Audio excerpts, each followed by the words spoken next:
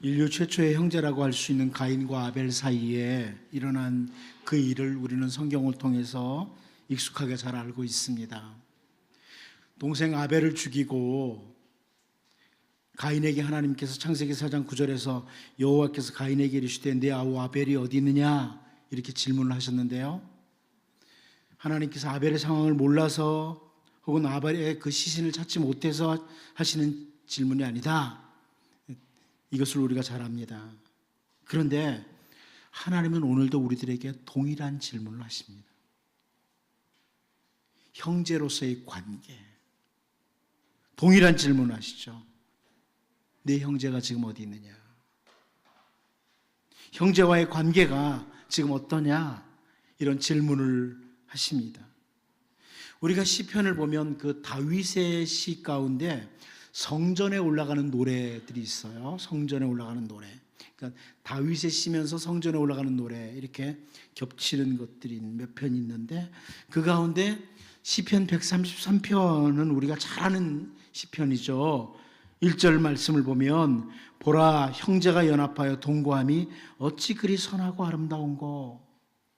다윗이 엄청난 감격과 함께 하는 표현이에요. 보라 얼마나 좋고 얼마나 기쁜 일인가, 형제가 하나를 이루어서 함께 거하는 것이, 이렇게 표현을 해요. 아주 그 성전에 올라가는 형제들의 그 모임을 너무 좋아서 보라 얼마나 좋고 얼마나 기쁜 일인가, 형제가 하나를 이루어 함께 거하는 이것, 이렇게 외치죠. 특별히 이 시편 133편이 성전에 올라가는 노래라는 것에 우리가 주목을 해야 되는데요, 하나님의 백성들, 곧 형제들인 이스라엘 공동체가 성전에 올라가서 함께 하나를 이루는 모습, 그것을 보여주고 있습니다. 그 모습이 대제사장의 아름다움, 특별히 하나님께서 기름을 부어 세우시는 아론의 모습과 흡사하다, 이런 생각을 하면서 다윗이 시편 133편 2절에서 머리에 있는 보배로운 기름이 수염 곧 아론의 수염에 흘러서 그의 옷깃까지 내림 같고, 이렇게 표현을 합니다. 하나님께서 이스라엘 백성들로 하여금 하나님과의 아름다운 관계를 유지하도록 하기 위해서 대제사장을 세우시는데, 대제사장에게 기름 부어서 세우시는 그 장면, 이 장면이 하나님께서 바라보시기에 참 아름다운 장면이죠. 하나님과 하나님의 백성들의 그 좋은 관계를 유지하기 위해서 대제사장을 세우니까, 기름 부어서 세우시니까 그 장면은 참 아름다운 장면이잖아요. 그런데 형제가 하나를 이루고 함께 예루살렘 성전에 모이는 것, 이것이 하나님의 눈에 그렇게 좋고 기쁘신 것이다, 이걸 보여주는 시편입니다. 우리는 오늘 본문에서 에돔이라는 나라가 경고를 받고 있는 것을 보게 돼요. 선지자 아모스를 통해서 에돔이 경고를 받고 있는데요, 여러분이 잘 아는 것처럼 이 에돔은 이스라엘, 곧 야곱의 형이었던 에서의 후손들입니다. 에서의 후손들이 에돔이라는 나라를 이루었죠. 한마디로 혈통적으로 보면 에돔과 이스라엘은 형제 관계라는 거예요. 에돔이란 나라와 이스라엘은 형제 관계였죠. 가인과 아벨이 형제 관계였지만 사랑하지 않고 동생을 죽임으로 형제라고 할 수 없듯이, 비록 혈통적으로는 에돔이 이스라엘과 형제 국가이지만 이들은 형제라고 할 수 없는 이런 관계였습니다. 오늘 본문을 통해서 에돔이 이스라엘에게 행한 일들을 좀 살펴보면서 오늘 우리가 그리스도 안에서 형제를 이루고 하나님께서 보시기에 참 좋고 기쁘시도록 하는 형제의 모습을 좀 확인하고 그렇게 살아가는 우리 가정이나 교회 공동체가 될 수 있기를 원합니다. 첫 번째는 보면 칼을 가진 추격을 하고 있습니다. 에돔에 대해서 경고를 하는데 에돔이 칼을 가진 추격을 했다, 이걸 말씀합니다. 우리 본문 11절 같이 한번 읽어봅니다. 시작. 여호와께서 이와 같이 말씀하시되 에돔의 서너 가지 죄로 말미암아 내가 그 벌을 돌이키지 아니하리니 이는 그가 칼로 그의 형제를 쫓아가며 긍휼을 버리며 항상 맹렬히 화를 내며 분을 끝없이 품었습니다. 지금 에돔의 모습을, 에돔이란 나라의 모습을 선지자 아모스가 그림처럼 그려내는데 칼을 가지고 막 형제를 추격하는 그 모습을 그려내고 있어요. 칼을 가지고 형제를 추격하는 모습. 근데 이 에돔의 모습은 그들의 조상 때부터 있었던 거죠. 조상 때부터. 창세기 27장 40절 말씀을 보면요, 이삭이 에서를 축복하는 내용이에요. 너는 칼을 믿고 생활하겠고 내 아우를 섬길 것이며 네가 매임을 벗을 때에는 그 멍에를 내 목에서 떨쳐버리려 하였더라. 여기 보면 칼을 믿고 생활하겠다. 이게 이제 이삭을 통해서 에서에게 나오는 그런 축복인데, 칼을 가지고 살아가는 자, 에돔, 칼을 가지고 살아가는 자, 에서죠. 형제를, 이웃을 대할 때 칼을 가지고 살아가는 에서의 모습이 그 이삭의 그 축복 속에서 나타나요. 그런데 바로 다음 절 창세기 27장 41절을 보면 그의 아버지가 야곱에게 축복한 그 축복으로 말미암아 에사가 야곱을 미워하여 심중에 이르기를 아버지를 곡할 때가 가까웠은즉 내가 내 아우 야곱을 죽이리라 하였더니. 여러분 잘 아는 사건이죠. 에사가 이제 아버지 이삭이 죽을 날 얼마 안 남았다, 아버지만 죽으면 넌 죽는다, 이런 거죠. 야곱을 죽이겠다고. 동생 야곱에 대해서 칼을 준비했어요. 그리고 여러분 잘 아는 것처럼 야곱이 밧단 아람으로 피신을 갔다가 20년 만에 밧단 아람에서 돌아오는데 야곱은 여전히 형 에서의 칼을 두려워합니다. 이게 형제를 대할 때에 칼을 가지고 대했던 또 하나의 대표적인 인물이 있죠. 이웃을 대할 때 칼을 가지고 대했던 사울입니다. 그렇죠? 다윗을 대할 때 칼을 잡고 있습니다. 칼을 손에 쥐고 있어요. 다윗을 계속해서 칼로 추격하는 자. 그런데 반대로 다윗은 충분히 사울을 칼로 죽일 수 있는 그때에도 칼을 내려놓고 하나님의 뜻을 잡습니다. 칼을 내려놓고 하나님의 뜻을 붙잡습니다. 다윗의 시편 가운데 시편 35편 13절을 보면요, 나는 그들이 병들었을 때 굵은 베옷을 입으며 금식하여 내 영혼을 괴롭게 하였더니 내 기도가 내 품으로 돌아왔도다, 이런 고백을 합니다. 여러분 오늘 본문을 보면서 에돔이 이스라엘 백성들을, 형제들을 대할 때 칼을 가지고 추격하는 모습, 이 부분을 선지자 아모스가 선포하는 걸 보면서 하나님의 자녀라고 하는 우리들이 이웃을 대할 때, 형제를 대할 때의 모습, 혹시 칼을 잡고 있지 않는지, 속에서 칼을 가면서 너 언젠가 두고 보자, 이러고 있지 않는지를 돌아봐야 됩니다. 우리는 칼을 잡고 이웃을, 형제들을 대하는 자가 아니라 하나님의 뜻을 잡고 이웃을, 형제를 대해야만 합니다. 이웃에 대한, 형제에 대한 하나님의 뜻은 뭘까? 나를 통해서 하기를 원하는. 정말 이런 에돔이란 나라와 똑같은 모습이 아니라 나는 하나님의 뜻이 무엇인가? 내 형제가, 내 이웃이 나를 괴롭게 한다고 할지라도 나는 이 형제에게, 이 이웃에게 어떻게 하기를 하나님이 기뻐하실까? 하나님의 눈에 좋고 기쁜 일일까? 이 부분을 잘 점검하면서 하나님의 뜻을 붙잡고 이웃들을, 형제를 대할 수 있는 우리가 될 수 있도록 우리가 기도할 수 있기를 원합니다. 두 번째로 우리는 본문에서 긍휼을 버리고라는 걸 봅니다. 에돔에 대해서 경고하면서 에돔 사람들이 긍휼을 버렸다는 겁니다. 그들은 칼을 잡고 있었지만 긍휼을 버렸다. 다시 본문 11절을 읽어볼까요? 같이 읽어봅니다. 시작. 여호와께서 이와 같이 말씀하시되 에돔의 서너 가지 죄로 말미암아 내가 그 벌을 돌이키지 아니하리니 이는 그가 칼로 그의 형제를 쫓아가며 긍휼을 버리며 항상 맹렬히 화를 내며 분을 끝없이 품었습니다. 자, 여기 긍휼을 버렸다, 이 표현은 에돔이라는 나라가 칼을 가지고 추격하는 이유이기도 합니다. 긍휼을 놓쳤으니까, 긍휼을 버렸으니까. 그러니까 칼을 가지고 추격하는 거예요. 에돔이 긍휼을 포기했어요. 하나님께서는 오늘 우리들을 사랑하시는데 정말 긍휼히 여기시는 모습을 가지고 있죠. 이 모습에 대해서 시편 기자가 참 잘 표현해줘요. 시편 103편에서 설명되는데요, 13절 14절을 보면 아버지가 자식을 긍휼히 여김같이 여호와께서는 자기를 경외하는 자를 긍휼히 여기시나니 이는 그가 우리의 체질을 아시며 우리가 단지 먼지뿐임을 기억하심이로다. 아버지가 자식을 긍휼히 여김같이. 요즘은 가끔 뉴스에 정말 자식을 긍휼히 여기지 않는 못된 아버지들이 있습니다만, 사실 부모는 자식을 참 긍휼히 여겨요.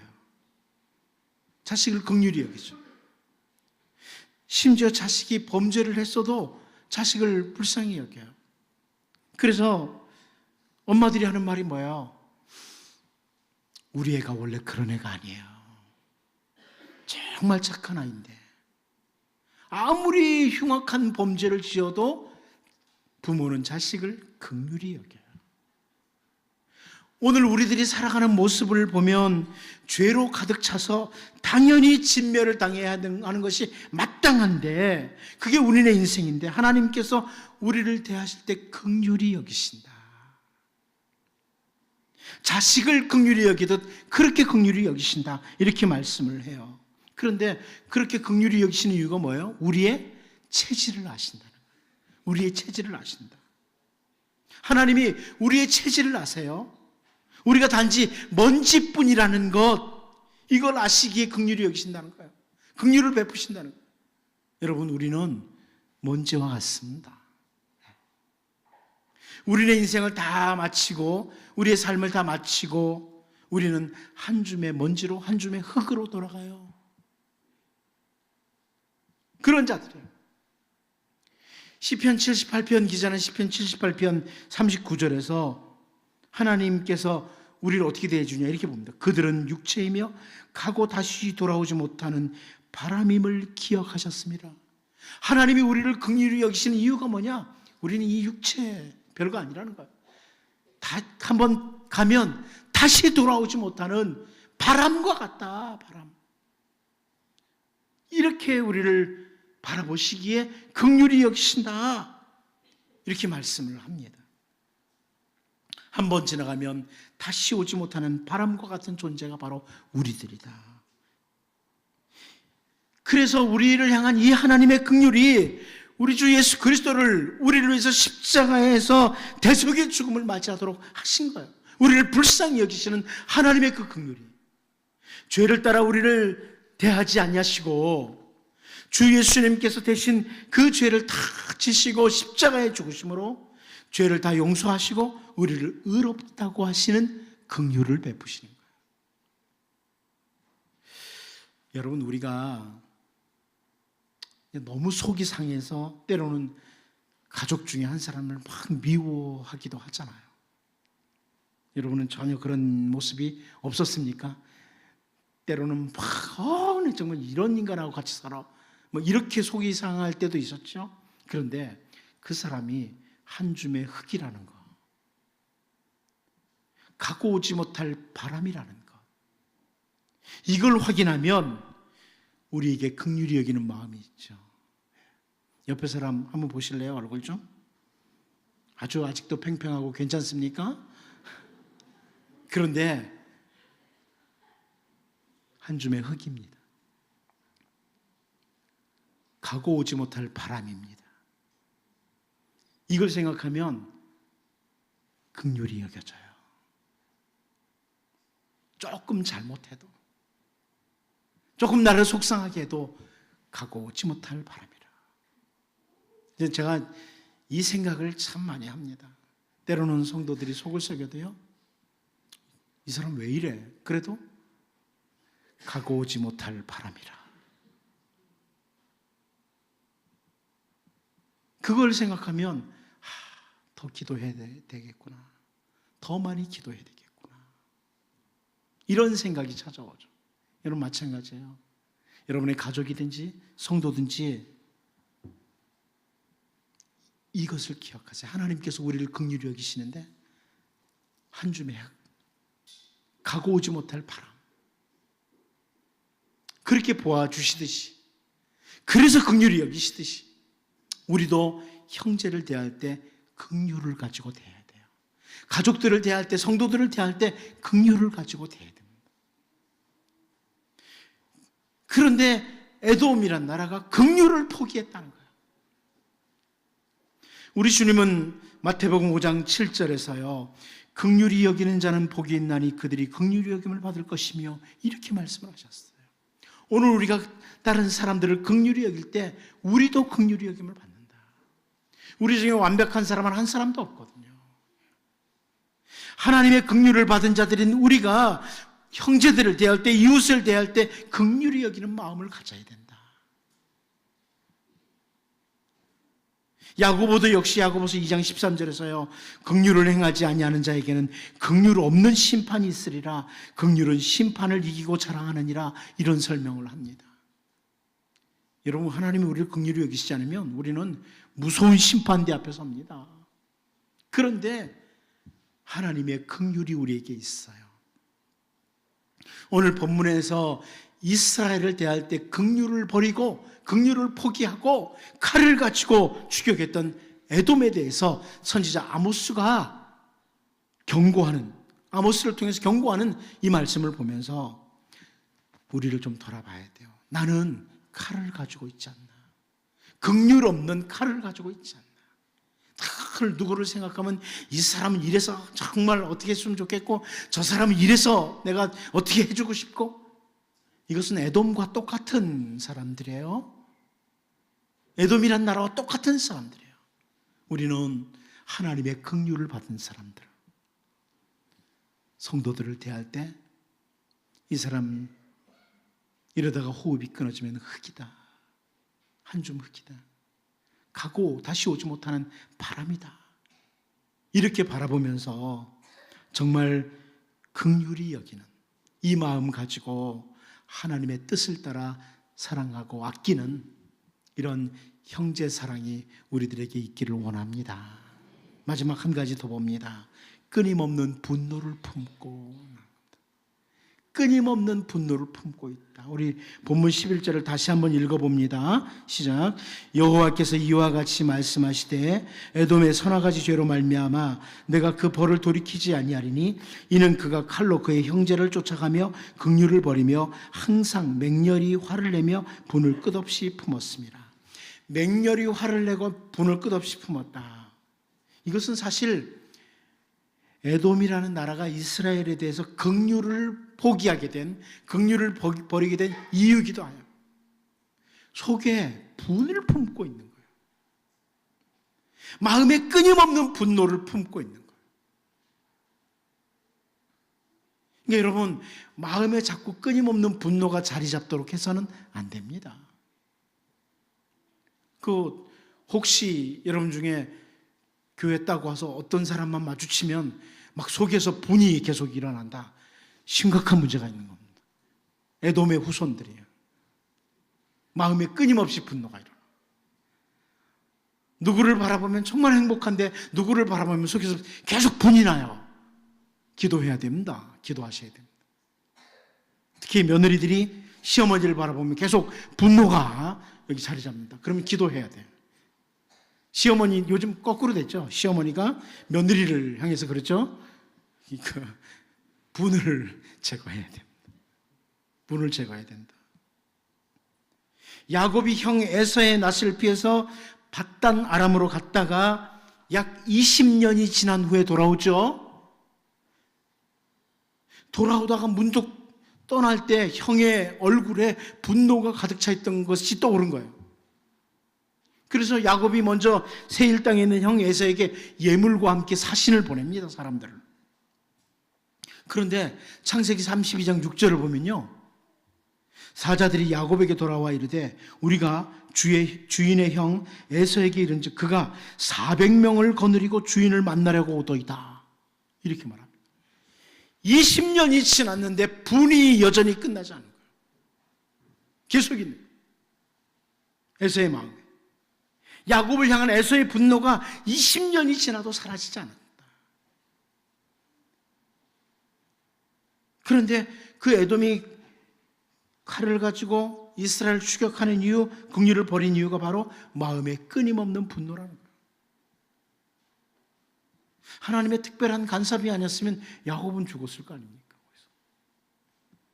형제들, 이웃을 대하는 우리의 마음에 어떤 게 자리를 잡고 있느냐, 이걸 보셔야 됩니다. 여러분, 하나님은 사랑하시잖아요. 그런데 형제들, 이웃들을 대할 때 여러분의 마음에 뭐가 자리 잡고 있느냐? 부모님이 물려주는 유산, 돈을 마음에 품고 형제를 바라보면서 일어나는 살인사건이 뉴스에서 종종 나와요. 자기 친형제를 대할 때 돈을 마음에 품고 있는 거예요. 그러다 보니까 아버지 유산 내가 더 받겠다 이러면서 칼부림이 일어납니다. 바울 사도가 빌립보 교회 성도들에게 빌립보서 2장 5절에서 권면하죠.